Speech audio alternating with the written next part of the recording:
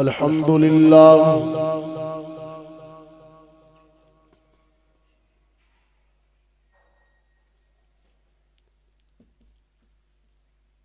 الحمد لله وحده والصلاة والسلام على من لا نبي بعده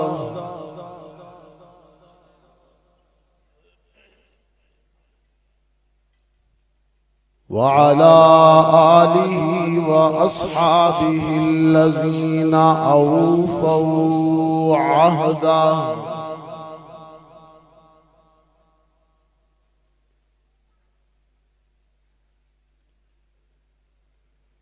الذين هم مصابيح الرحمة ومفاتيح الغرر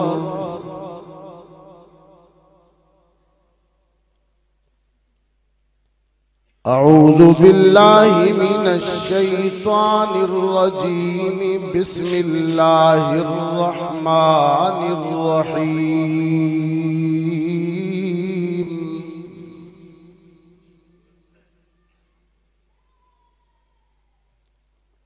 لقد جاءكم رسول من أنفسكم عزيز عليه ما عنتم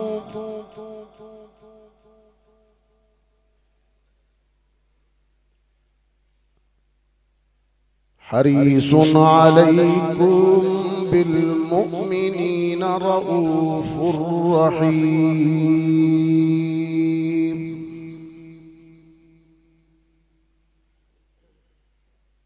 صدق الله العظيم.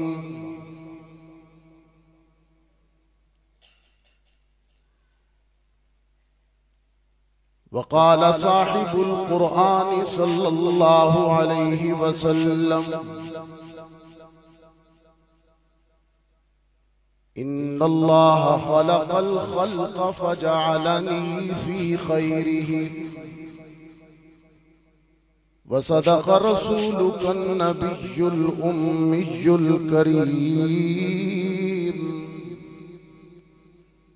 ونحن على ذلك لمن الشاهدين والشاكرين والحمد لله رب العالمين.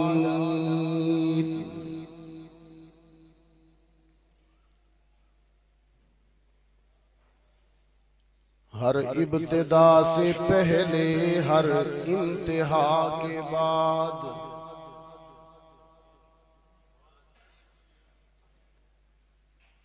ہر ابتدا سے پہلے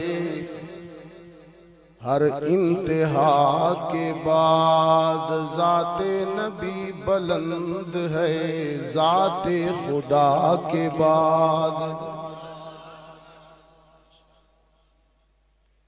دنیا میں احترام کے قابل ہیں جتنے لوگ میں سب کو مانتا ہوں مگر مصطفیٰ کے بعد. قرطاس کے چہرے پر ایک لفظ لکھا میں نے اس لفظ کی خوشبو سے قرطاس معطر ہے. اس لفظ کی کرنوں سے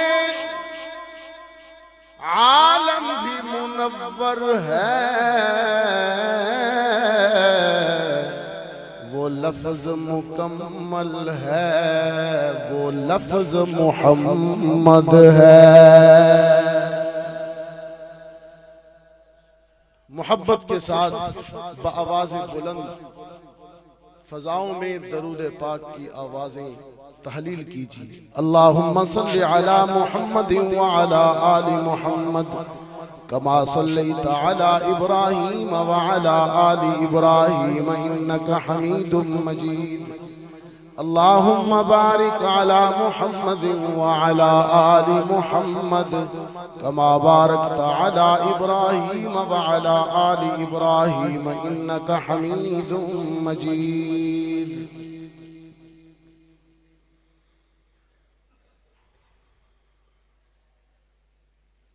واجب التکریم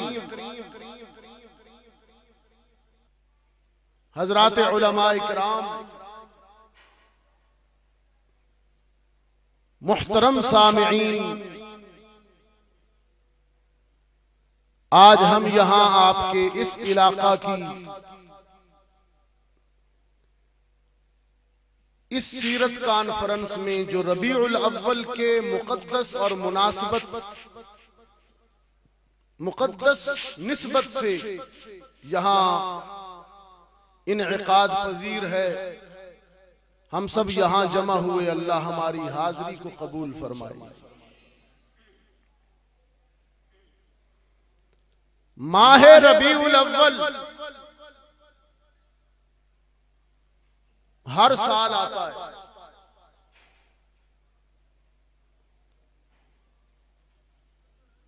اور ہمیں انسانی تاریخ کی اس سب سے بڑی خوشی کی یاد دلاتا ہے کہ جس خوشی کا تعلق نبی اکرم صلی اللہ علیہ وسلم کی ولادت و میلاد سے ہے۔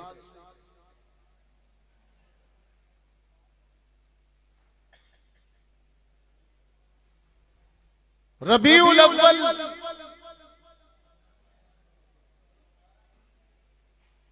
ربیع کا معنی ہے بہار، اور اول کا معنی پہلی۔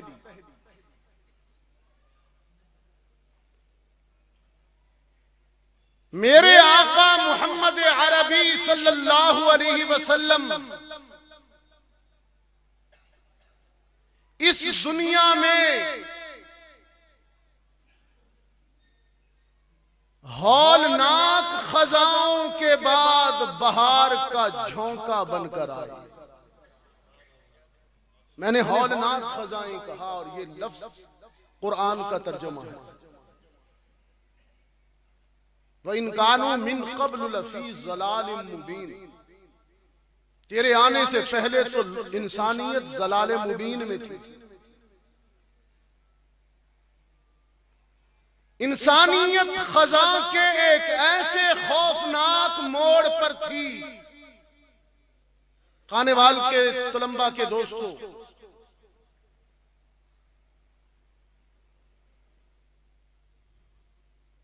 بیٹیوں کو زندہ درگور کیا جاتا تھا، والدین کا دل دکھایا جاتا تھا، پڑوسی اپنے پڑوسی کے شر سے محفوظ نہیں تھا۔ ایسے عالم میں محمد عربی ایک انسانیت کے لیے بہار کا پیغام بن کر آئے۔ امام شافعی رحمت اللہ علیہ ربیع الاول کے حوالے سے اپنے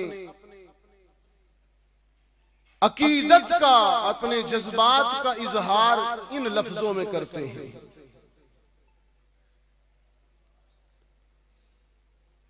فرماتے ہیں لحاظ الشہر فی الاسلام فضل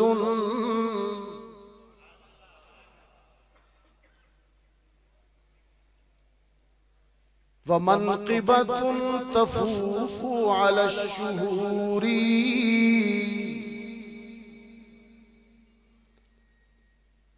ربيع في ربيع في ربيع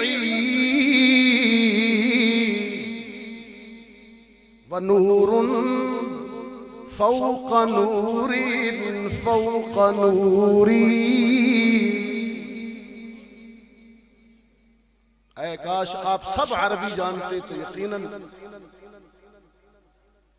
امام شافعی رحمت اللہ علیہ فرماتے ہیں، اسی کو اردو کے شاعر نے یوں کہا نا کہ صحن چمن کو اپنی بہاروں پہ ناز تھا، صحن چمن کو اپنی بہاروں پہ ناز تھا، وہ آئے تو ساری بہاروں پہ چھا گئے۔ امام شافعی فرماتے ہیں جب میرے آقا اس دنیا میں تشریف لائے بہار ایک نہیں 3 بہاریں لائے. مہینہ بھی ربیع کا بہار کا، موسم بھی بہار کا، اور جو تشریف لائے ہیں وہ تو خود عنوان بہار بن کر آئے ہیں. ربیع فی ربیع فی ربیع، موسم بھی بہار کا ہے، مہینہ بھی ربیع کا ہے، اور جو آیا ہے وہ پوری انسانیت کے لیے، گلشنوں کے لیے تازگی کا پیغام لایا ہے. وَنُورٌ فوق نوری فوق نوری، آج جو آیا ہے وہ نور نہیں، صرف ایک نور نہیں، وہ تو تین نور لے کے آیا ہے. جب میرے آقا دنیا میں تشریف لائے ولادت ہوئی، وقت بھی نورانی تھا. وقت کون سا تھا جی؟ صبح صادق، صبح صادق، وقت بھی نورانی. سیدہ آمنہ فرماتی ہیں میرا گھر بھی نورانی. جب ولادت ہوئی تو سیدہ فرماتی ہیں میری ناداری اور غربت کا یہ عالم تھا کہ چراغ میں ڈالنے کے لیے اس شب میرے پاس روغن اور تیل بھی نہیں تھا، لیکن جب آقا تشریف لائے تو میرا سارا گھر چمکنے لگا. نور فوق نوری فوق نوری، وقت بھی نورانی تھا، میرا گھر بھی نورانی تھا، اور جو دنیا میں آیا ہے وہ تو سراج منیر بن کر آیا ہے. سر سے لے کر پاؤں تک تنویر ہی تنویر ہے، جیسے منہ سے بولتا قرآن وہ تقریر ہے. سوچتی ہے دل میں دنیا مصطفیٰ کو دیکھ کر کہ وہ مصور کیسا ہوگا جس کی یہ تصویر ہے. وقت بھی نورانی، آمنہ کا گھر بھی نورانی، اور جو تشریف لایا ہے وہ سراج منیر بن کر آیا ہے. ماہ ربیع الاول ہمیں اس آقا کی یاد دلاتا ہے جس کی انقلابی تعلیمات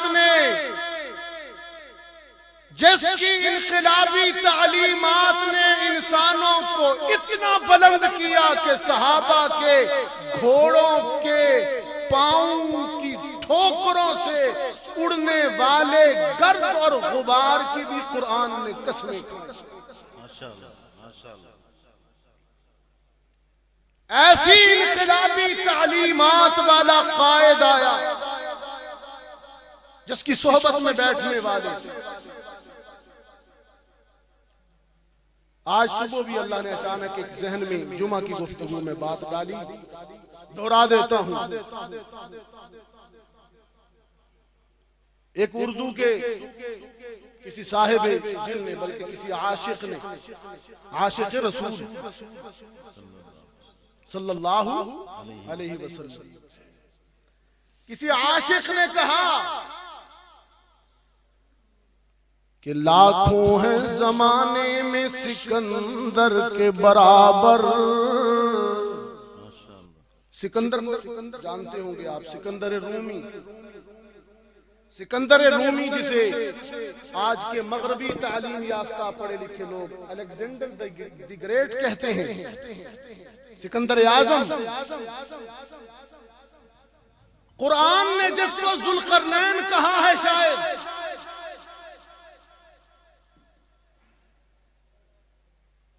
تین سوال ہوئے تھے اللہ کے رسول سے، روح کیا ہے؟ مشرکین مکہ نے یہودیوں کی سازش سے میرے آقا سے تین سوال کیے، روح کیا ہے، اصحاب کہف کون تھے، اور یہ سکندر کون تھا؟ ان تین سوالوں کے جواب میں سورۃ کہف نازل ہوئی۔ کون سی سورت؟ اس کی ایک فضیلت یہ ہے کہ جمعہ کے دن جو پڑھے گا اللہ اسے فتنوں کے دور میں فتنوں سے محفوظ رکھے گا، بالخصوص فتنہ دجال سے۔ آج کل دجال آیا ہوا ہے نا جی، ان فتنوں سے اللہ محفوظ رکھے گا، اللہ اس کو ہمارے لیے خیر بنائے، اس سے جو شر نکلتا ہے، جو دجل نکلتا ہے، اللہ ہمیں اس دجل سے، میری نوجوان نسل کو بھی بچائے، آمین۔ وہ کہا کسی نے، سکندر رومی جس نے پوری دنیا کو فتح کیا، پورا بر اعظم جس کا زیر نگین ہوا، کہ لاکھوں ہیں زمانے میں سکندر کے برابر، پر کوئی نہیں میرے پیغمبر کے برابر۔ سکندر جیسے لاکھوں آ جائے، میرے پیغمبر کی عظمت اور شان کا مقابلہ نہیں کر سکتے۔ ترمیم کی اس میں تھوڑی سی، میرے جذبے نے ترمیم کی کہ یوں نہیں ہونا چاہیے، کہاں سکندر کہاں پیغمبر، یوں نہیں ہونا چاہیے تھا، یوں ہونا چاہیے تھا کہ لاکھوں ہیں زمانے میں سکندر کے برابر، پر کوئی نہیں آقا تیرے نوکر کے برابر۔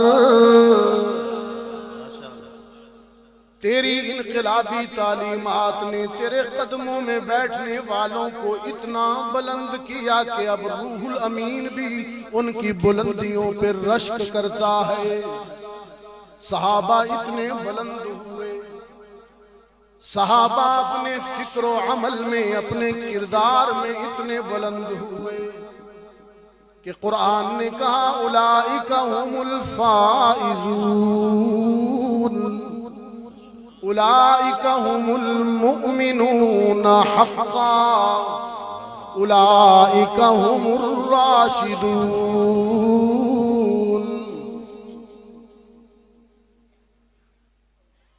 ہمارے شاعر مشرق علامہ اقبال نے، آپ صحابہ کے دیوانے ہیں تو آپ کو ایک عجیب بات بتاؤں گا۔ صحابہ اکرام میں فاروق اعظم، صدیق اکبر، عثمان غنی، علی المرتضیٰ کا رتبہ تو بہت بڑا ہے۔ علامہ نے اپنی ایک نظم میں، اردو میں نظم ہے، ایک صحابی اور سکندر رومی کا تقابل کیا۔ میں حیران تھا، سمجھ نہیں آتی تھی کہ کہاں سکندر رومی جیسا فاتح اور کہاں عظمتوں کا مینار بلال حبشی رضی اللہ تعالی۔ وہ اپنی جگہ پر ہے، یہ عظمتوں میں اپنی جگہ پر ہے، لیکن دونوں کو اقبال نے جمع کیوں کیا؟ کیا مناسبت کیا ہے، ربط کیا ہے؟ پھر سمجھ آیا۔ اقبال کہتا ہے جولان گہے سکندر رومی تھا ایشیا، ایشیا کا بادشاہ تھا، پوری دنیا کا فاتح تھا۔ آج ہم جانتے تو ہیں اس کو، جانتے تو ہیں، نام کا تو پتہ ہے، لیکن کوئی ایک بھی پوری دنیا میں اس کا ماننے والا، اس کا پیروکار ہے؟ سکندر کا تو کوئی پیروکار نہیں۔ اقبال کہتا ہے جولان گہے سکندر رومی تھا ایشیا، آج ایشیا میں کوئی اس کو جانتا نہیں، لیکن بلال،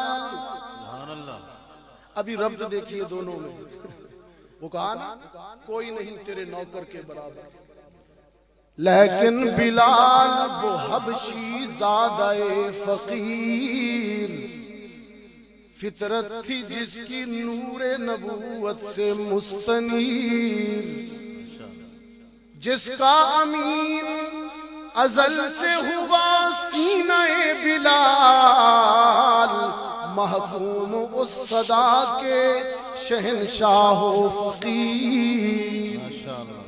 نعرہ تکبیر، نعرہ تکبیر، عظمت صحابہ کرام، عظمت صحابہ کرام، نعرہ تکبیر۔ محکوم بات سمجھ رہے ہیں؟ جس کا امین ازل سے ہوا سینہ بلال، محکوم اس صدا کے ہیں شہنشاہ و فقیر، صدیوں سے سن رہا ہے، تازہ ہے آج تک وہ صدائے جگر گداز، صدیوں سے سن رہا ہے، اللہ اکبر اللہ اکبر، صدیوں سے سن رہا ہے گوشے چرخ پیر۔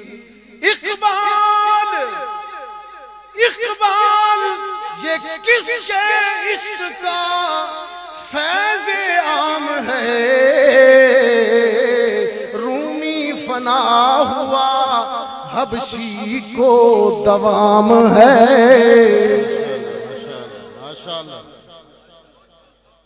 رومی فنا ہوا، آج سکندر کو تو کوئی جانتا بھی نہیں، مانتا بھی نہیں، لیکن جب بھی کرۂ ارض پر صدائے تکبیر بلند ہوتی ہے، اس صدا میں بلال کا نام تو نہیں، نام تو اس صدا میں بلال کا نہیں، لیکن جب بھی کوئی تکبیر بلند کرتا ہے، فکر میں بلال کی یادیں آباد ہو جاتی ہیں۔ اقبال اقبال کس کے عشق کا یہ فیض عام ہے، رومی فنا ہوا حبشی کو دوام ہے۔ یہ تو صحابہ کا مقام ہے، خانوان والوں یہ تو صحابہ کا مقام ہے کہ دنیا کے بڑے بڑے فاتح، میں نے ایک جگہ کہا مغربی تعلیم سے متاثر احساس کمتری کے مارے ہوئے نوجوان لینن کو پڑھتے ہیں، کارل مارکس کو پڑھتے ہیں، ماؤ زے تونگ کو پڑھتے ہیں، ہٹلر کو پڑھتے ہیں، احساس کمتری کا شکار ہو جاتے ہیں۔ رب العزت کی جلالتوں کی قسم، تمہارے پاس فاروق جو موجود، فاروق جو موجود ہے، اس کی سیرت کو کیوں نہیں پڑھتے؟ جو خط لکھتا ہے تو دریا کی لہریں بھی مان جاتی ہیں، کانپتی ہوئی زمین پر درہ مارتا ہے تو زلزلے تھم جاتے ہیں۔ چکر لگا رہے ہیں، گشت کر رہے ہیں مدینہ کی گلیوں میں، بچے کے رونے کی آواز آئی، دستک دی، ماں سے پوچھا روتا کیوں ہے؟ ماں نے پہچانا نہیں کہ خلیفہ وقت ہے۔ کہنے لگی عمر نے جو اعلان کیا کہ جو بچہ ماں کا دودھ پینا چھوڑ دے گا، خلافت حکومت اس کا وظیفہ مقرر کر دے گی، میں نے اس کا دودھ چھڑا دیا ہے تاکہ وظیفہ ملے۔ چیخ پڑا 22 لاکھ مربع میل کا حکمران، فاروق تو نے کتنے بچوں کو رلایا اور اعلان کر دیا آج کے بعد دودھ چھڑانے پر نہیں، پیدا ہونے پر ہی ہر بچے کو وظیفہ ملے گا۔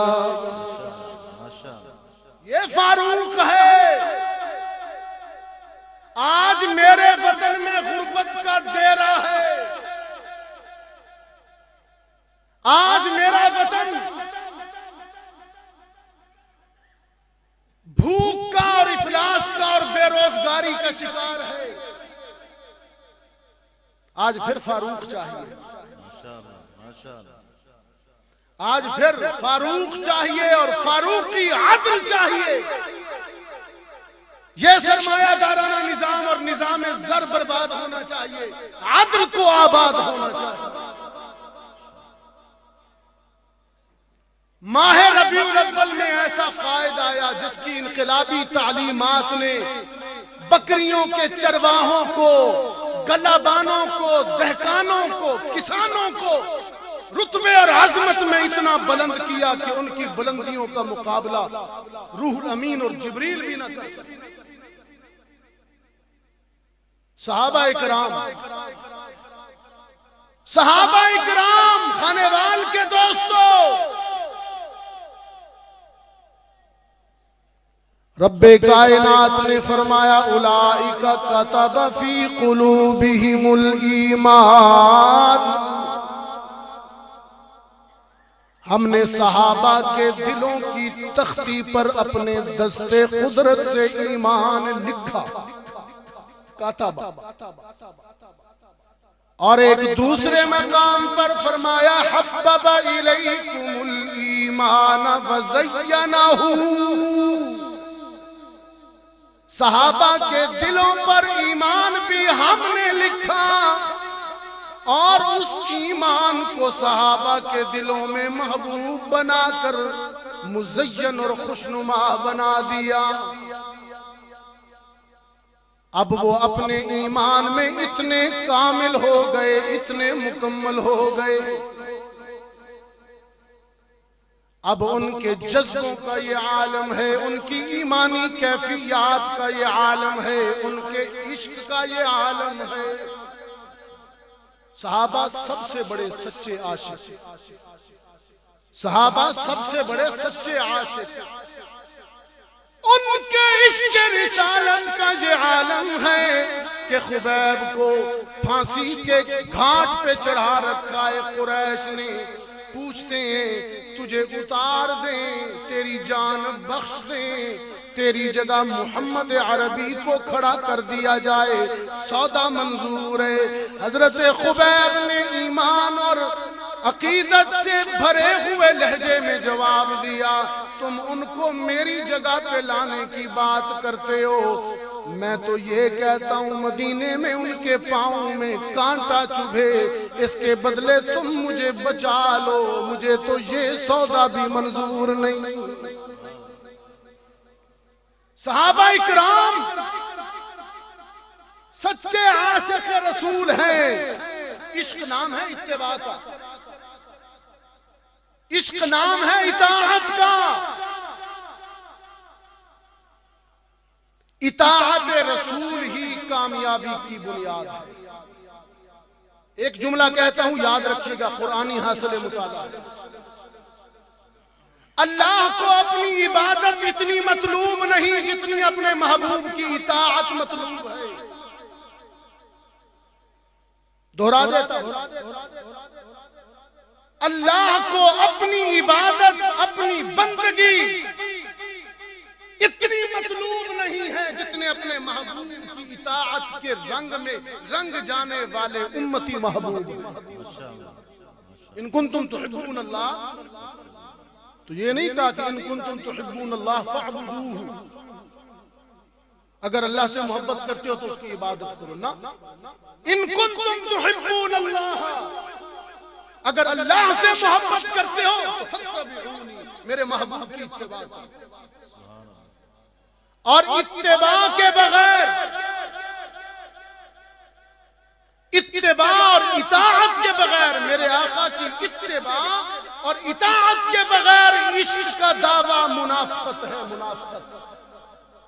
لو کان حبک صادقا لأطعته، ان المحب لمن يحب مطیع، اگر تیری محبت سچی ہوتی تو اس کی اطاعت کے رنگ میں ڈھل جاتا۔ تو اپنی محبت میں، اپنے دعوے میں جھوٹا ہے، تجھے نہیں ہے عشق محمد عربی سے۔ اگر تجھے عشق ہوتا تو والدین کا دل دکھاتا۔ نماز ہم نہیں پڑھتے، محافل تو منعقد کر لیتے ہیں، اللہ قبول فرمائے ہمارے اس جذبے کو۔ پڑوسی ہم سے ناخوش ہیں، نوجوان نسل اپنے والدین کا دل دکھا رہی ہے، کاروبار کے اندر بددیانتی ہے، ملاوٹ ہے، قرآن کریم کے قریب بھی نہیں جاتے، پڑھتے نہیں ہیں، سمجھتے نہیں ہیں، اور دعویٰ ہے ہم عاشق رسول ہیں۔ صحابہ کرام کی اطاعت کا یہ عالم تھا کہ حضرت علی المرتضی رضی اللہ تعالی عنہ کی ایک ادا تھی کہ جب بھی کہیں جانے کے لیے، سفر کرنے کے لیے سواری پہ بیٹھتے تو مسکراتے تھے، کوئی وجہ نہ بھی ہوتی تو بلا وجہ مسکراتے تھے، تبسم فرماتے تھے۔ لوگوں نے پوچھا کہ شیر خدا آپ ہنستے کیوں ہیں جب بھی سواری پہ بیٹھتے ہیں؟ تو فرمایا میں نے اپنے آقا محمد عربی کو دیکھا ہے کہ جب بھی آپ سواری پر بیٹھتے تھے تو مسکراتے تھے، اس سنت کی اتباع میں مسکراتے تھے۔ سبحان اللہ۔ اب جذبہ اطاعت دیکھیے صحابہ کا۔ صحاب اور میرے اکابر بحمداللہ تعالی مسلک دیوبند کے اکابر اسی جذبے کو لے کے آگے بڑھے۔ مرزا مظہر علی جان جانا رحمت اللہ علیہ اتباع سنت کا یہ عالم کہ ایک دفعہ بیت الخلا جاتے ہوئے دایاں پاؤں بھول کر پہلے رکھ دیا۔ ویسے حکم کیا ہے کون سا پاؤں پہلے رکھنا چاہیے؟ جزاک اللہ۔ اور دعا بھی پڑھنی چاہیے، یہی اطاعت ہے، یہی سنتیں ہیں۔ صرف تقریر کرنا اور نعت پڑھنا عشق نہیں ہے۔ خانے وال کے دوستو، صرف تقریر کرنا نعت پڑھنا عشق نہیں ہے۔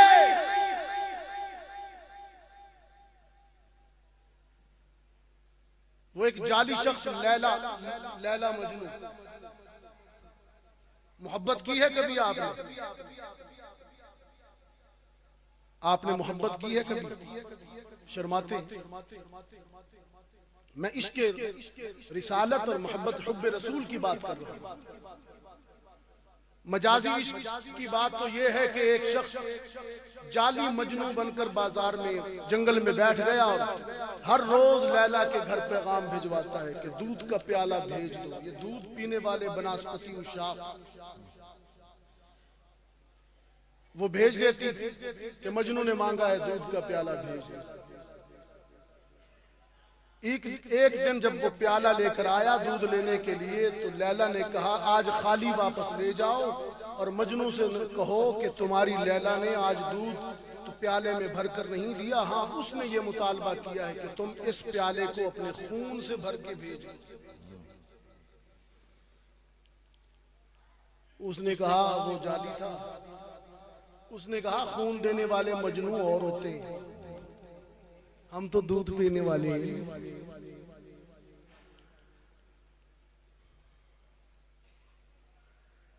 ایک عورت کا خامد مر گیا،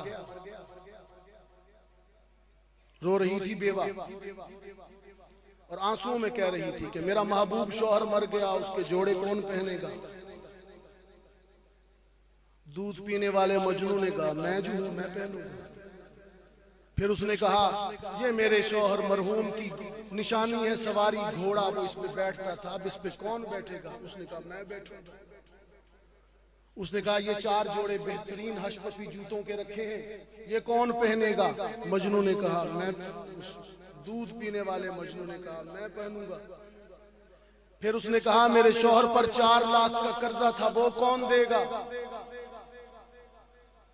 مولوی صاحب نے کہا مولوی نہیں، دودھ پینے والے مجنوں نے کہا اب ساری باتیں میں ہی کروں گا، کچھ تم بھی کرو نا۔ بالا کوٹ سے لے کر شاملی تک، کربلا سے لے کر افغانستان تک، ہر جگہ اسی قافلہ حق نے خون دیا ہے عشق محمد نے۔ صحابہ کی ناموس کا معاملہ ہو تو خون میرا،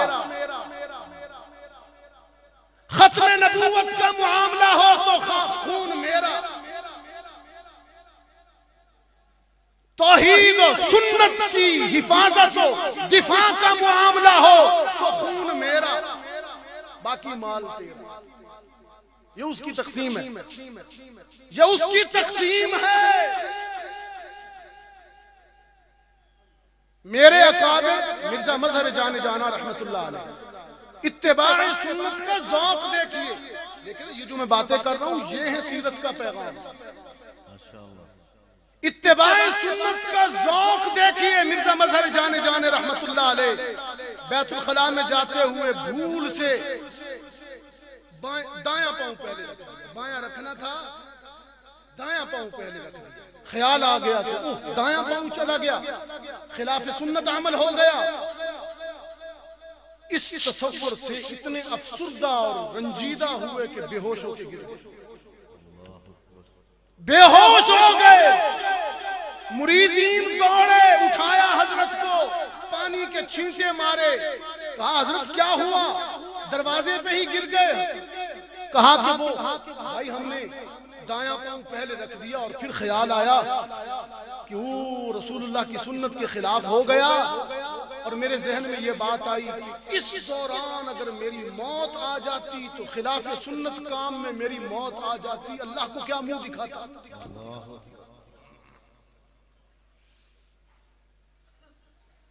ہم اور آپ، ہماری کیفیت یہ ہے کہ ہم دعوے تو بڑے بڑے کرتے ہیں، ہمارے دعوے تو بڑے بلند و باز ہیں، ہماری محفلیں تو بڑی سجی ہوئی منور ہیں، لیکن عملی اور کبورا مقتن، یاد رکھیے گا قرآن کا اعلان ہے، قرآن کا اعلان ہے کبورا مقتن عند اللہ ان تقولوا ما لا تفعلون۔ اللہ کے غصے اور غضب کو چھیڑنے والی ہے یہ بات کہ زبان سے ایک دعویٰ کرو اور اس پہ عمل نہ کرو۔ خدا کا غضب چھڑ جاتا ہے اس سے۔ تو صحابہ سب سے بڑے سچے عاشق، اس لیے کہ وہ سب سے بڑے متبع سنت، صحابہ سب سے بڑے سچے عاشق، اور عشاق کی یہ جماعت، ان کے عشق کا یہ عالم دیکھیے۔ بدر کے غالباً بدر کے یا احد کے موقع پر جب مجاہدین کی بھرتی ہو رہی تھی فوج میں، اللہ کے رسول نے قطار میں دیکھا نوجوان بھی آئے ہوئے تھے، بوڑھے بھی، ایک بچہ بھی کھڑا تھا۔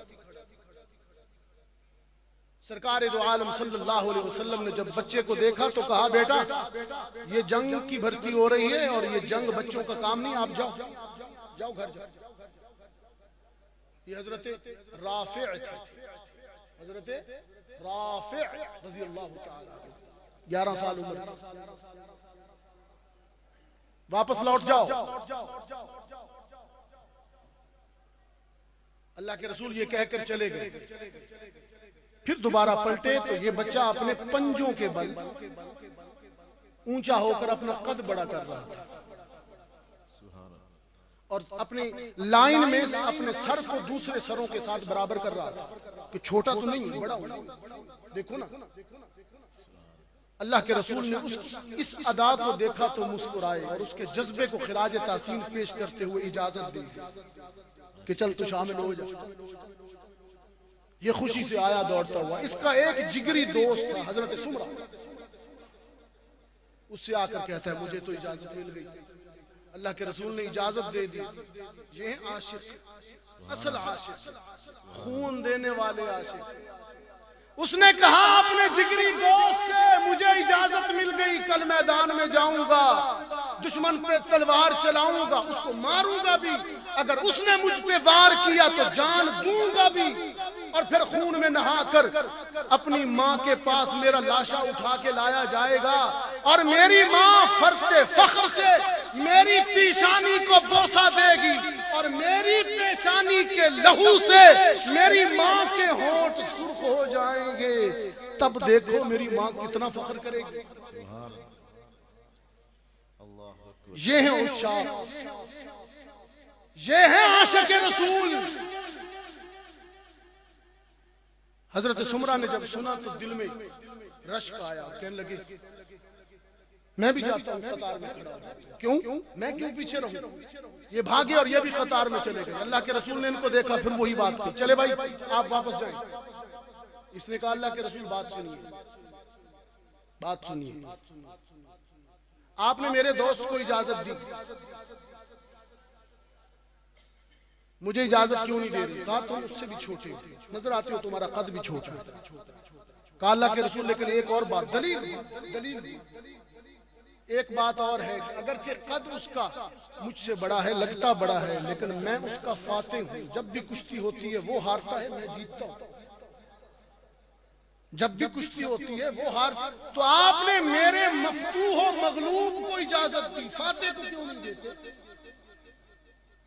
سرکار دو عالم صلی اللہ علیہ وسلم بھی بعض دفعہ ظرافت اور مزاح کر لیا کرتے تھے. کہا اچھا تم اس کے فاتح ہو، اس کو ہراتے ہو، تو کشتی کروائیں تمہاری پھر. محمد عربی سامنے بیٹھے، صحابہ دائیں بائیں کھڑے ہوئے، اور دو معصوم عاشق جنگ میں خون بہانے کے جذبے سے آپس میں گتھم گتھا ہوئے. سمرا نے رافع کے کان میں کہا رافع ہمیشہ تم گرتے رہے ہو، لیکن آج آخری بار گر جائے، مجھے اجازت مل جائے گی. یہ نہ ہو کہ آج جوش کے اندر تم مجھے گرا دو، تیرا کام تو بنا ہی نہیں، تھوڑی سی مہربانی کر، آج تو گر جا، پھر میں تجھ سے وعدہ کرتا ہوں کہ اس کے بعد زندگی میں جب بھی کشتی ہوئی میں ہاروں گا، تو جیتے گا. کانوں میں یہ بات ہوئی اور ایگریمنٹ ہو گیا. ٹھیک ہے. سمرا اس کشتی میں بھی فاتح ٹھہرے، اور اللہ کے رسول نے اجازت دی اور مسکراتے ہوئے پوچھا ٹھیک ہے تم نے گرا دیا ہے، تمہیں بھی اجازت ہے، لیکن ہمیں یہ تو بتاؤ کان میں کیا کہہ رہے ہیں؟ کان میں کیا کہہ رہے ہیں؟ کہا اللہ کے رسول کو بس ایسی محبت کی بات تھی.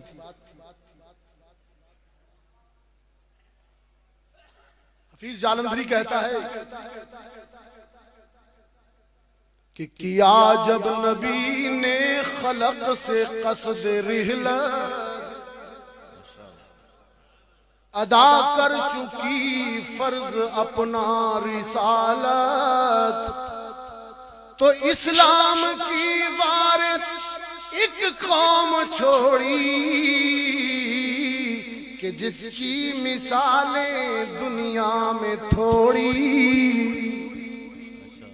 قلیل صحابہ جیسے کہاں، یہ جو کہا نا جالندھری نے کہ جس کی مثالیں ہیں دنیا میں تھوڑی.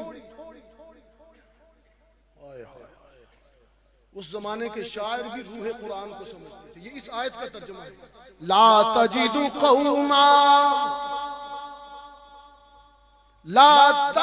قوما یؤمنون باللہ والیوم الاخر.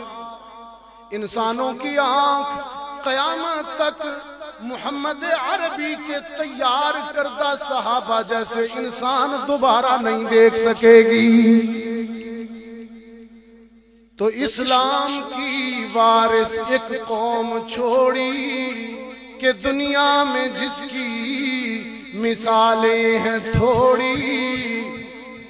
سر اپنا احکام حق پر جھکا دینے والے، نبی کے لیے گھر لٹا دینے والے. نعرہ تکبیر، نعرہ تکبیر. عظمت صحابہ، شان صحابہ، جذبہ صحابہ. نعرہ تکبیر. صحابہ اکرام میرے آقا محمد عربی صلی اللہ علیہ وسلم کی صحبت و تربیت سے ایسے چمکے، ایسے نکھرے کہ قرآن کریم نے کہا اولئک کتب فی قلوبہم الایمان وأیدہم بروح منہ. ہم نے صحابہ کی دلوں کی تختی پر اپنے قلم قدرت سے ایمان لکھا. کیا لکھا؟ ایمان. صحابہ کا ایمان کس نے لکھا؟ یہ عقیدے کی بات ہے، قرآنی روح ہے، تصور. اور بڑی خاص بات ہے، بڑی خاص بات ہے، صحابہ کے دلوں کی تختی پر ایمان کس نے لکھا؟ ہم نے اپنے قلم قدرت سے نبی کے شاگردوں کے دلوں کی تختی پر ایمان لکھ دیا. خدا بندہ صرف لکھ دیا، فرمایا وَكَرَّهَ إِلَيْكُمُ الْكُفْرَ، ایمان لکھ دیا. اور اس تختی پر کفر آ جانے کے امکان کو ہمیشہ کے لیے ختم کر دیا. تو اور میں، ہمارا ایمان پر خاتمہ یقینی نہیں. خانے والو دعا کیا کرو ایمان پر خاتمہ ملے، لیکن یقینی نہیں. تیرا اور میرا ایمان پر مرنا یقینی نہیں. خدا جانے کب فیصلہ کر دے، این آخری سانسوں میں گمراہ ہو جائیں. یا اللہ محفوظ فرما.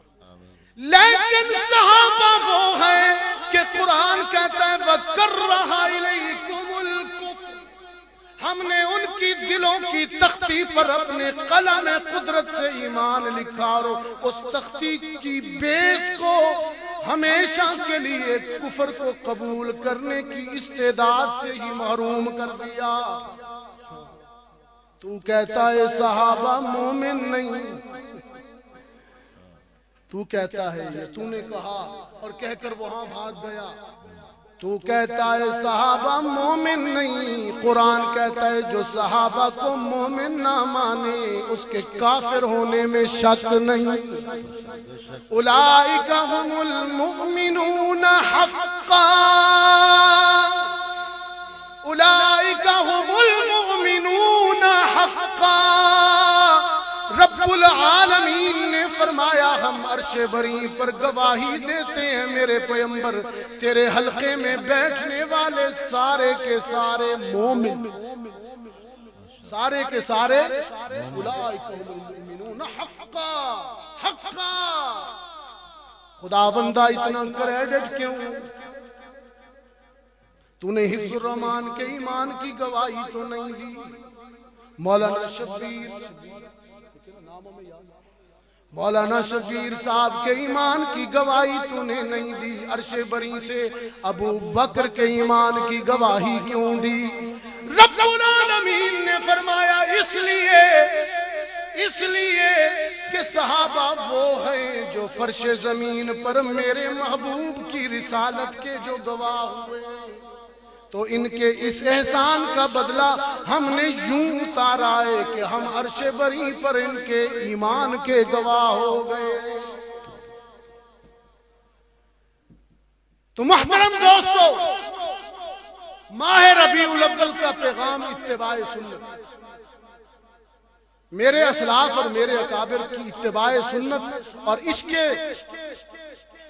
رسالت کا یہ عالم ہے کہ سید انور شاہ کاشمیری سب سے رحمت اللہ ہمارے ایک بہت بڑے محدث گزرے، ان کی محبت اور عقیدت کا عالم دیکھیں کہ کبھی بھی نام نامی اس میں گرامی محمد سب کہیں صلی اللہ علیہ.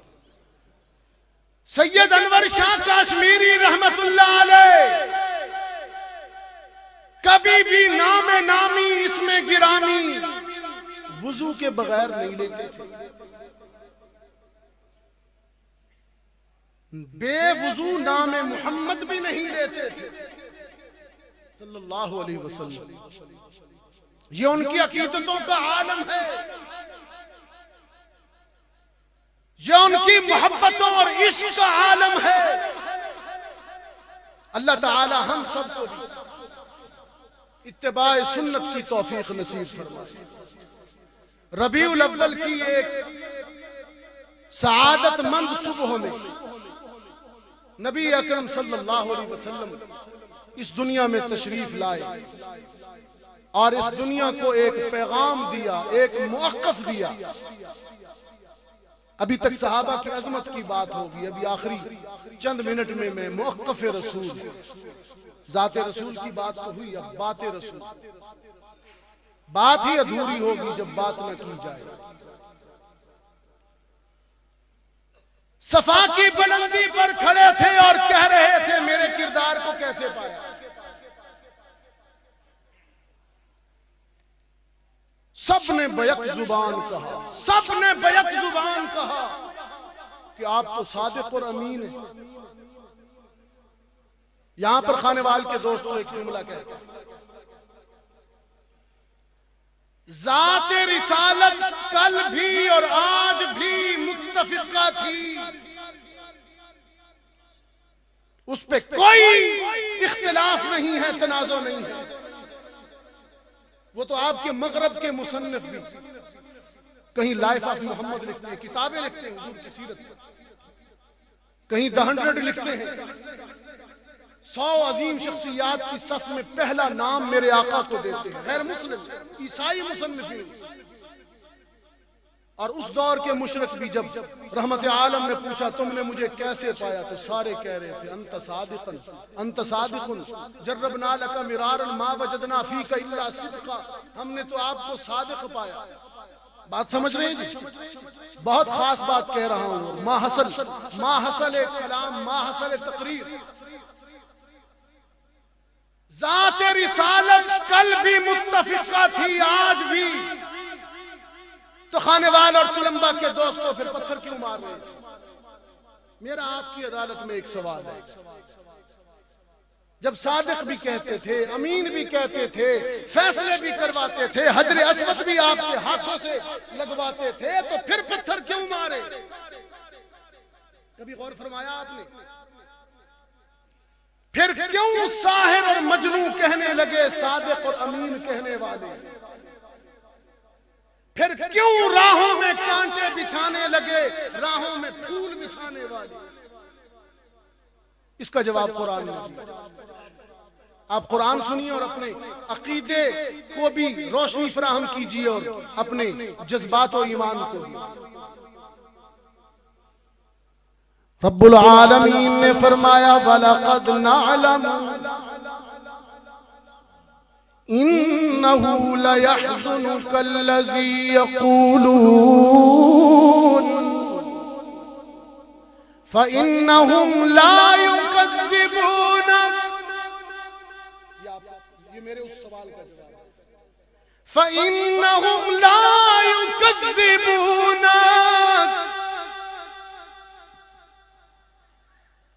وَلَكِنَّ الظَّالِمِينَ بِآيَاتِ اللَّهِ يَجْحَدُونَ۔ میرے پیغمبر، تیری صداقت، تیری امانت پر تو یہ سارے کافر متفق ہیں۔ تیرے تو نام سے محبت کرتے ہیں، تیری ذات سے بھی محبت کرتے ہیں، لیکن جب تو نے میری بات کی تو ان کے ہاتھوں میں پتھر آئے ہیں۔ وَلَكِنَّ الظَّالِمِينَ بِآيَاتِ اللَّهِ يَجْحَدُونَ، جب تو نے لا الہ کا پیغام سنایا، جب تو نے کہا کوئی نہیں معبود مگر، بولیے نا جی، یہ پیغام سرکار دو عالم صلی اللہ علیہ وسلم نے فرمایا یا ایھا الناس قولوا لا الہ الا اللہ، کوئی نہیں معبود، کوئی نہیں مسجود، کوئی نہیں مقصود۔ تو وہ سارے صادق کہنے والے دشمن بن گئے، محبت کرنے والے عداوت کرنے لگے، پھول بچھانے والوں کے ہاتھوں میں پتھر آ گئے، کانٹے بچھانے لگے، کہنے لگے آمنہ کے لال ہمارے آستانے ویران کیوں کرتے ہو، ہمارے کاروبار ٹھپ کیوں کرتے ہو، ایک خدا کا نعرہ لگا کر تو ہماری مارکیٹیں اور دکانیں جو ہم نے مذہب اور روحانیت کے نام پر سجا رکھی ہیں یہ ساری بند ہو جائیں گی۔ رب العالمین نے فرمایا اذا ذکرت ربک فی القرآن وحدہ ولوا علی ادبارہم نفورا۔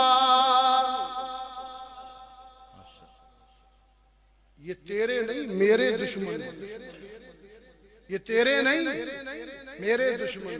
ذات رسالت کل بھی متفق تھی، آج بھی اصل اختلاف بات رسول سے ہے، بات رسول۔ پہچان ہی یہیں سے ہوتی ہے، کھرے اور کھوٹے کی پہچان ہی یہاں سے ہوتی ہے۔ ذرا بلند کیجئے اسی بات کے پیغام کو، پھر میں آپ سے اجازت چاہوں۔ ہمارے محترم برخوردار بھائی فیصل آزاد صاحب تشریف لا چکے، ابھی آپ کے ایمان کو گرمائیں گے۔ ہم ہیں میٹھے لوگ، میٹھی تار، اور یہ گرم تار ہے، اور دونوں پہلوؤں کی ضرورت ہوتی ہے اپنے اپنے انداز میں۔ پڑھیے اس پیغام رسالت کو عام کیجیے۔ لا ہاتھ بلند کرتے اس کی توحید اور وحدانیت کے لیے، اور یہ ذات کا وہ پہر ہے کہ اس پہر اس کی توحید۔ اللہ اکبر۔ اس گاؤں کے ان سناٹوں اور تاریکیوں میں اس کی توحید کا اعلان کر کے اس کی رحمت کو متوجہ کیجیے۔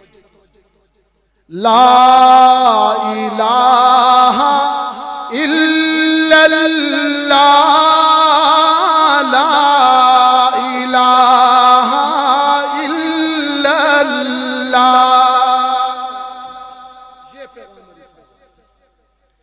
رب العزت کی قسم، اس کی رحمت، اس کی توحید بیان کرنے والوں کی طرف متوجہ ہو جاتی ہے، وہ خوش ہوتا ہے۔ لا الہ الا اللہ،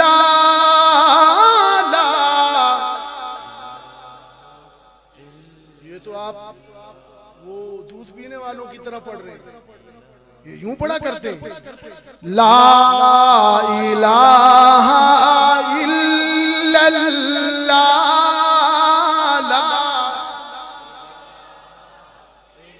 گھولیے بلند آواز سے، گھولیے اس صدائے توحید کو فضا میں۔ لا الہ الا اللہ،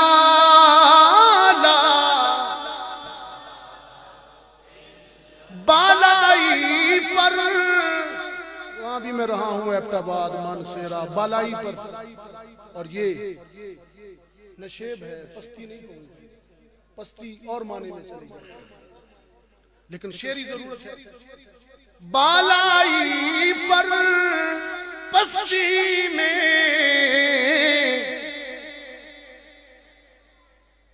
ویرانے میں بستی میں آگ لگا کر ہستی میں تو کہتا پھر یہ مستی میں لا الہ الا اللہ، لا الا اللہ، لا۔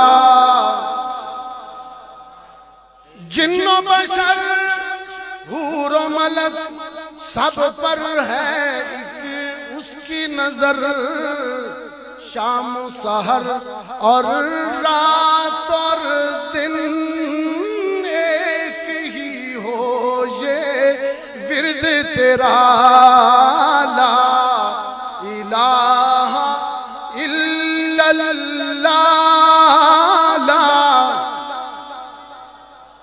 تلمبا کے دوستو، میرے آقا نے صفا کی بلندی پر یہ پیغام نشر کیا، پیغام توحید۔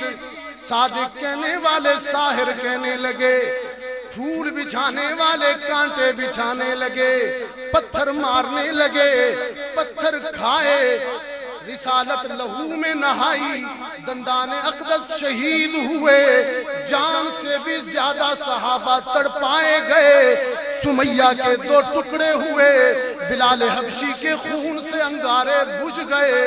محمد عربی نے ذات رسالت پر ہر ستم سہا لیکن موقف نہیں بدلا. صرف ترغیب نہیں ترغیب بھی ہوئی, ترغیب بھی تحریص بھی.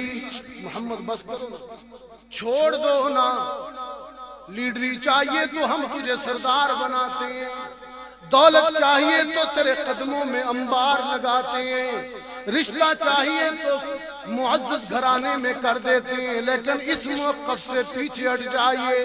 سرکار دو عالم صلی اللہ علیہ وسلم نے فرمایا میرے ایک ہاتھ پر سورج رکھ دو, دوسرے ہاتھ پر چاند رکھ دو, جو ممکن نہیں, ممکن نہیں. جس طرح یہ ممکن نہیں ہے, اب اس کے عشق میں پیچھے ہٹنا بھی ممکن نہیں ہے. ہم سب عاشق رسول اور محمد عربی عاشق خدا, محمد عربی عاشق خدا.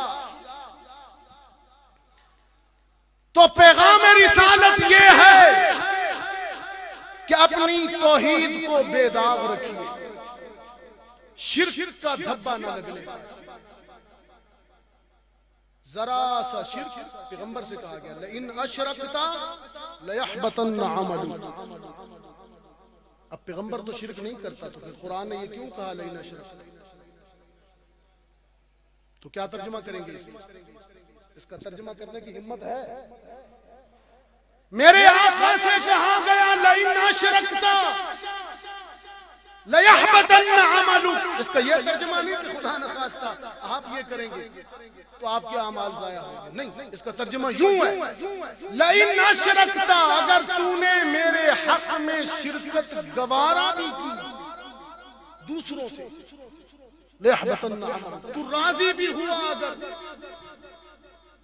رضیتا علی شرکہم, اگر ان کے شرک پر تو خاموش رہا تو سارا کارنامہ عمل ضائع ہو. مشرک خواہ کتنا نمازی ہو, کتنا پرہیزگار ہو, اس کی بخشش نہیں. قرآن نے قانون کے لہجے میں اعلان کیا ان اللہ لا یغفر ان یشرک. اور موحد خواہ کتنا بدکار ہو, سیکا سوکا لگ کے پہنچ جائے گا جنت. اللہ تعالی ہم سب کو عقائد, یہ جو محافل ہوتی ہیں سیرت کی, ان کا مقصد یہ ہوتا ہے کہ آپ کے عقائد کی آبیاری کی, توحید و سنت کا پیغام دیا جائے. صرف آپ کو سر تال سنانے مقصد نہیں ہوتے, نہ ہی مقصود یہ ہوتا ہے کہ آپ کو کوئی خطابت کے فن دکھائے جائیں, یہاں پر جوہر دکھائے جائیں. مقصود یہ ہوتا ہے کہ ہدف اور منزل تک پہنچنا مقصود ہوتا ہے, جو ہمارے اسلاف خطبہ کا طریقہ تھا کہ باتوں باتوں میں آپ کے عقائد کی آبیاری کی جائے, آپ کو صحیح بات بتائی جائے. اللہ میری حاضری کو قبول فرمائے. وآخر دعوانا ان الحمدللہ رب العالمین. ماشاءاللہ, بارک اللہ. یہ تھے ہمارے معزز مہمان, خوبصورت آواز جناب سید حفظ الرحمان شاہ عظیم صاحب دامت برکاتہم العالیہ, جو آپ حضرات کے سامنے